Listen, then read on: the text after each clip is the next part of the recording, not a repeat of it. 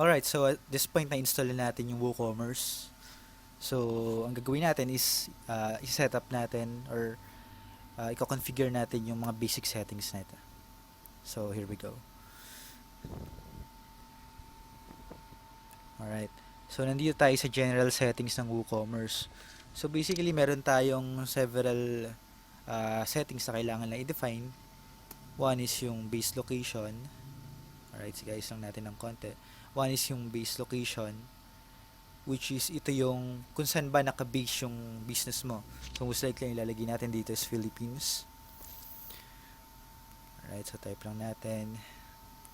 And the primary currency. So, it's Philippine peso. Okay. So, another thing is yung allowed countries. So, dito naman yung allowed countries, ang ibig sabihin na to yung uh, kung sino-sino yung mga pwedeng bumili dun sa online stores natin, kung at what country they are coming from. So, for the simplest, for simplicity, we'll just choose specific countries and define it as Philippines. Okay, let's type lang natin dito. And then, okay, so for at this point, basically lang muna ang kailangan nating galawin. So, yung iba medyo advanced na yan. So, just talk about it as we proceed. And there you go. The general setting has been saved.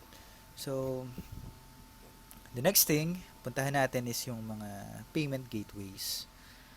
So, ano ba yung payment gateways? Ito yung mga paraan kung paano ka pwedeng bayaran ng customer mo.